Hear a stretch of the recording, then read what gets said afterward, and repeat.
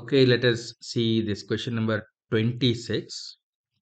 How does a timeout attribute help inform design decisions while using JMS connector, listening for incoming messages in XA transaction? Okay, so what they have is in a flow, let's assume that we are using a JMS listener. We'll use on new message. So here in this on new message, they're starting an XA transaction. That means the receiving of the message will be done in a transaction. But let's assume that the flow is taking too much time. We cannot have an open transaction for too much time, right? Suppose if the transaction is this whole flow execution takes maximum 10 seconds, normally 10 seconds, but sometimes it is taking more than 10 seconds. What we can do is we can actually configure timeout of transaction in JMS listener. So let's assume timeout is, let us say, 15 seconds. So the receiving is done in a transaction. And if the flow is not completed within 15 seconds, this transaction will be rolled back so that the broker, on broker, the transaction is rolled back. So the message can be uh, again given to a consumer.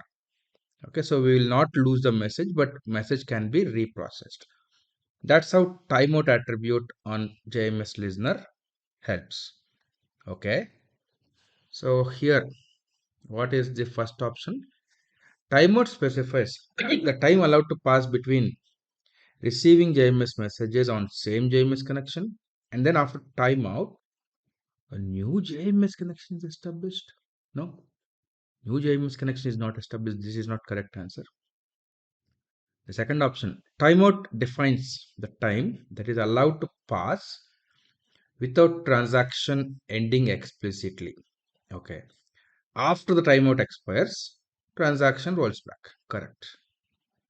That is the meaning. Exactly. I agree to this. What is the third option? Let us see. The time allowed to pass between committing the transaction and completion of Mule flow, and then after timeout, flow processing throws an error. No. After timeout is exceeded, stale JMS consumer threads are destroyed. No. So the second option, this is the correct answer. Okay. Next. A retail company is implementing Mulesoft API to get inventory details from two vendors. Okay. Due to network issues, the invocations to vendor applications are getting timed out intermittently. Okay. But the transactions are successful upon reprocessing. Okay. If I retry, they're getting successful. What is the most prominent way of implementing this requirement? So definitely we have to do retries. That means, in Mule you can use until successful. Okay. And as we have to see, it is get inventory details from two vendors. It will be good if we can get the details concurrently. So I would see this option, implement scatter gather scope to invoke two vendor applications on two different routes, and use until successful scope to implement retry mechanism for timeout errors. So I feel that this is a correct option. The first option says use choice scope. No. If I'm using choice scope, only one of the route will be executed, but we want to get inventory details from both vendors. So using choice is not correct. If you are using for each scope, then it will be sequential. So it is not the most performant way. You are invoking the vendor applications sequentially. And using round robin, if you are using round robin, only one of the vendor will be executed at a time. Round robin is mostly used for load balancing. So this is not a correct option, and using scatter gather scope is correct option. Okay, so let us go to next. An organization's security requirements mandate centralized control at all times over authentication and authorization of external applications when invoking web APIs managed by any point platform. Which any point platform feature is the most straightforward and maintainable to meet this requirement? See, this is for securing the APIs. So, APIs will be secured using some client ID secret, etc. Right? So, in any point platform, under access management, there is something called as client providers. This is a client management. So what we can do is, as we want centralized client management in our organization, if you are having any servers like OAuth servers, etc., we can integrate our own uh, applications with any point platform. You can configure either OpenAM or Ping Federate or OpenID Connect, dynamic client registration, etc. You can integrate your organization specific client management apps with any point platform. This is a centralized way. Okay, so that is the option. The option is client management configured in access management will give you centralized control for API management. Okay, so next question. An application is deployed in CloudHub production environment is throwing intermittent exceptions. In order to troubleshoot the issue, a developer wants to enable debug log in production for a specific package, this package. Okay. How should the developer update the logging configuration in order to enable debug?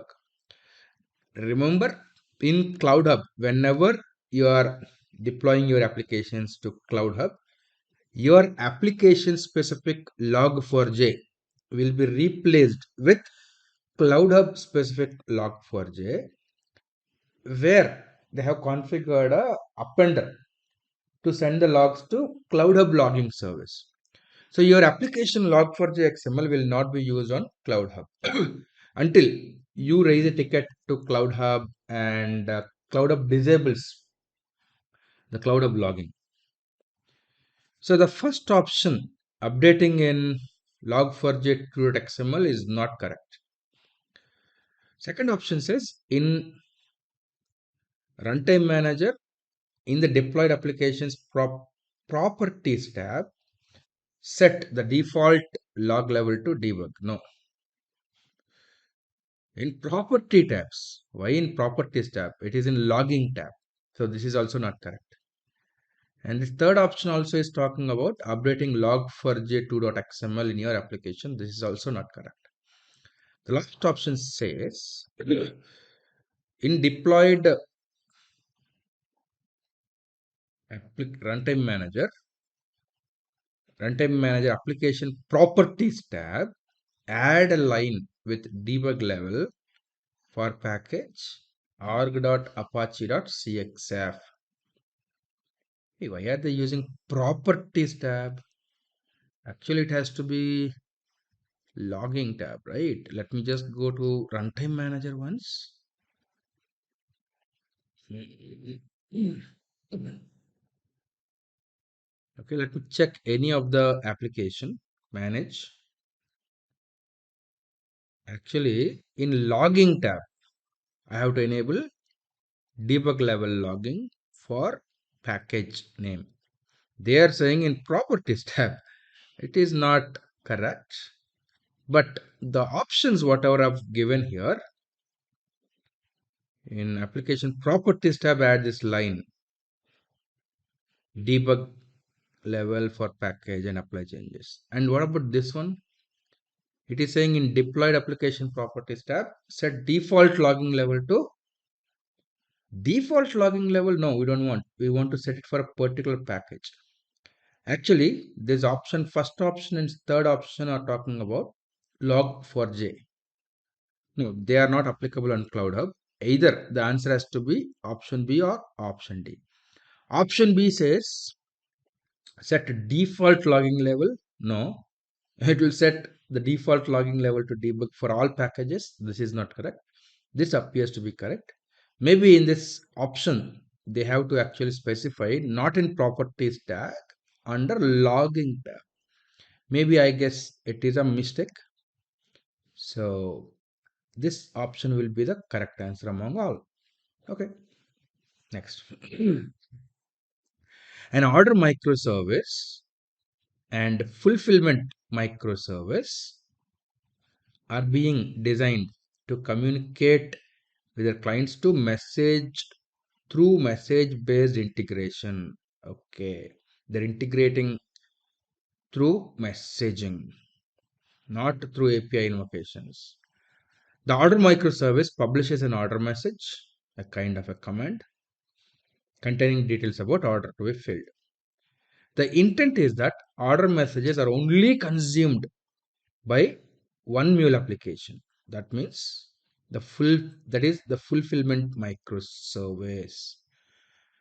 Fulfillment microservice consumes order messages and files the orders described in therein, and then publishes fulfillment message, then publishes, okay, fulfillment message. Each fulfillment message can be consumed by any interesting application. An order microservice is one such application. What is the recommended choice of message brokers and message destinations in this scenario? So order microservice also is a consumer. Basically, I can say, as this says, order microservice publishes order message. The intent is order messages are only consumed by one application. So I guess order message should be published to a queue. But the message which is published by fulfillment message can be consumed by any interested application. So definitely fulfillment message should be sent to topic. Okay. Oh, there is only one option. I think this is the correct answer. The order messages are sent to queue. Correct. Fulfillment messages are sent to JMS topic. Correct. Both microservices interact with same JMS provider. Correct. Which must therefore scale to support load of both microservices. Yep, this is the correct answer. I guess there was only one option. Maybe I think the other options are missing, but this is the correct answer. Okay, see you in next lecture.